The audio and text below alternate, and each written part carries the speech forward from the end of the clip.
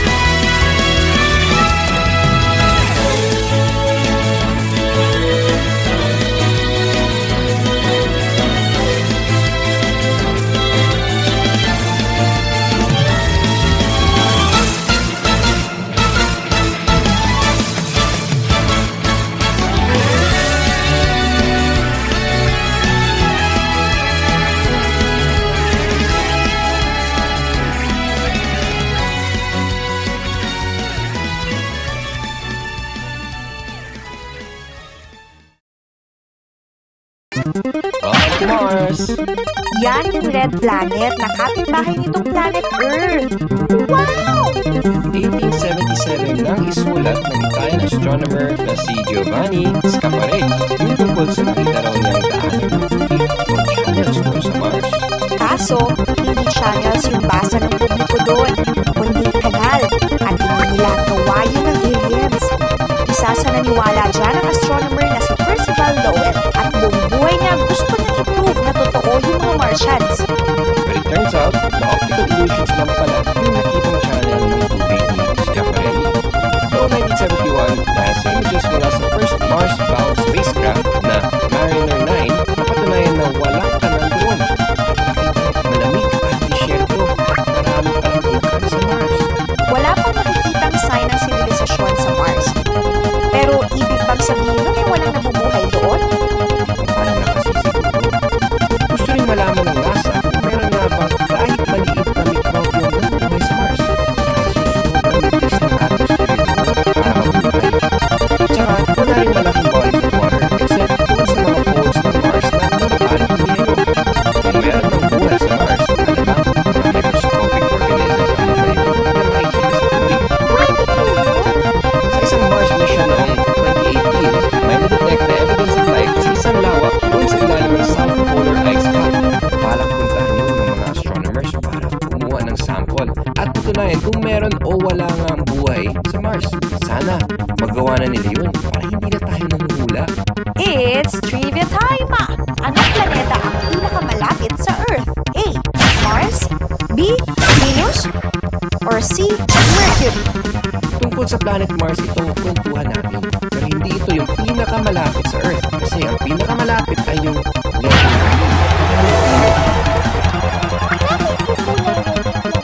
Mars. dahil yun sa iron oxide o palawang na meron sa maalikabok at batong lupay doon. Kalawang pala! Kalahati lang ng Earth ang size ng Mars. Pero dahil half ng Earth ay tubig, pareho lang yung amount ng lupa sa Mars at sa Earth. Dahil mas malayo ang Mars sa gravitational pull ng araw, mas mahina ng 2/3 yung gravity doon. Kung 100 pounds ka dito sa Earth, doon sa Mars, 38 pounds ka lang. Malamig rin ang temperatura sa Mars dahil malayo ito sa Sun. Around negative 81 degrees Fahrenheit ang average temperature dito. Grabe rin yung atmosphere dito.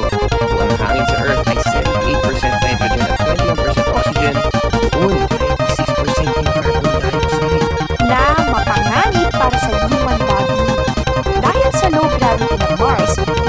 malakas ang bulkan doon. Nasa Mars yung tallest known volcano sa lahat ng planeta dito sa solar system. Yan ang Olympus Mons na nasa 16 miles ang taas. Sing taas yan ng 3 Mount Everest. Ang taas, taas, taas! May canyon din doon na tinatawag na Valles Marineris at nasa 4 miles deep at singlaki ng US ang lawak nito. Ang laki-laki-laki naman yan! Ang ganda pa! Sana makapunta tayo dyan!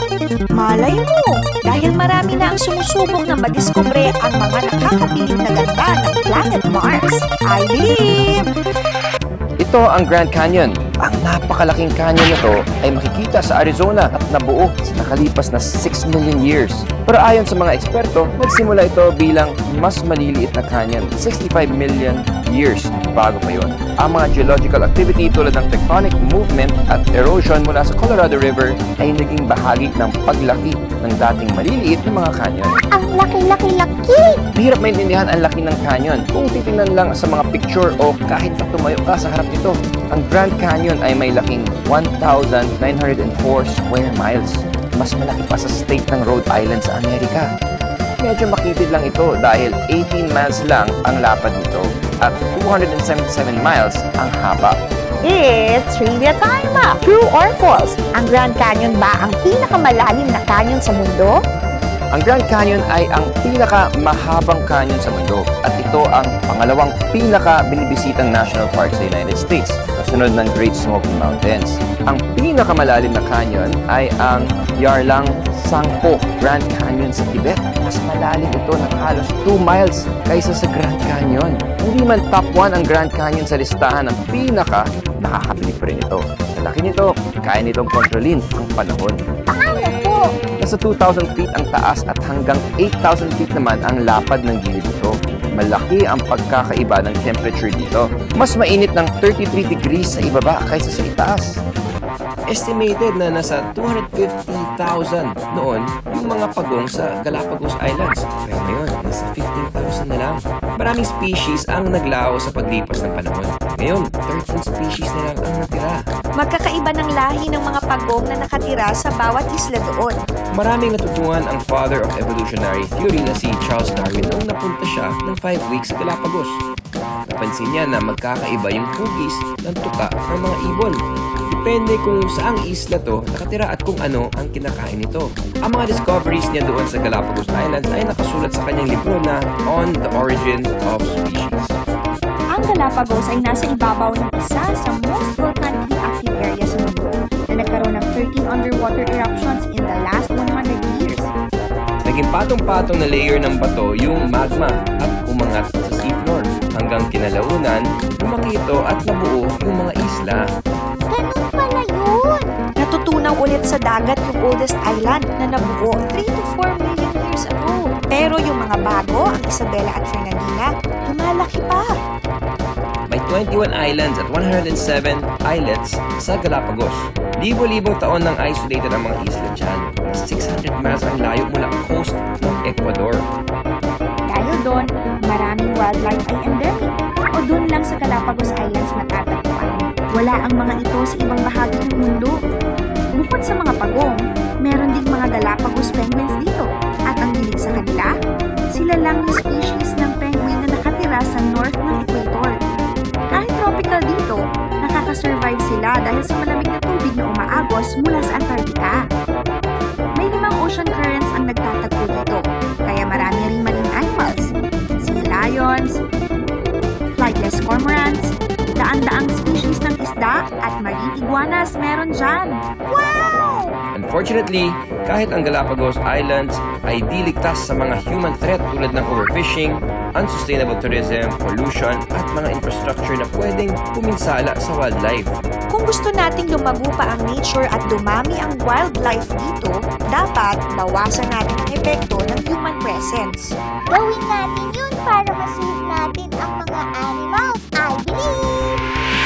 Kilala ang lion bilang king of the jungle sa kapatagan ng Africa. Ang tiger naman bilang pinakamalaki sa lahat ng big cats, ang hari ng mga kagubatan sa Southeast Asia. Pero noon yun, sobrang konti na nila ngayon. Halos mabura na nga sila sa planeta. sa 9 na subspecies ng mga tigre, extinct na, as in naubos na ang 3 at nanganganib pang sumunod ang 6 na uri ng tigre. Sinasabing 3,900 na lang ang bilang ng mga tigre sa wild o sa ilang. Lagi na lang ganyan, nauubos ang mga hayop sa ating planeta. Ilan sa mga dahilan ang illegal hunting at pagkalbo sa mga gubat na tahanan ng mga tigre. Kaya sila endangered ngayon. Sa 150 years, nawala ang 95% ng natural habitat nila dahil sa pagputol ng mga puno para gawing farms at para tayuan ng mga bahay at building ng lupa. Ang masakit, mas marami pang tigre sa zoo o hawak ng mga Amerikano kaysa sa mga tigreng malayang gumagala. Akala kasi na marami ang big cats gaya ng mga leon at tigre ay pwedeng gawing pet. Sa laki pa lang nila, senyalis na yun na hindi sila gaya ng mga pusa at puting. Ilang porsyento sa kanilang DNA nagkakapareho ang mga tigre at house cats? A. 65.5%, B. 85.7%, or C. 95.6%. Parehong-pareho ang DNA o genetic makeup ng mga tigre at domesticated cats, pero sa katiting na 4.4%. Ibig sabihin, letter C ang tamang sagot. Ang mga lalaking tigre ang pinakadambuhala sa lahat ng big cats. Nasa 450 pounds ang timbang nila, simbigat ng 8 batang 10 years old. Nasa 6 to 10 feet naman ang haba ng katawan nila, bukod pa sa 3 feet nilang buntot na ginagamit nilang pambalanse. Ang mga ngipin nila, 4 inches ang haba, at ang mga kuko, sinlaki ng susi ng bahay. Mahilig silang magsulo at sa gabi sila nag-hunting. Para markahan ang kanilang teritoryo, iniihian nila ito. Amoy butter popcorn daw ang ihi nila. So, ibig bang sabihin kung sakasakaling nasa jungle tayo tapos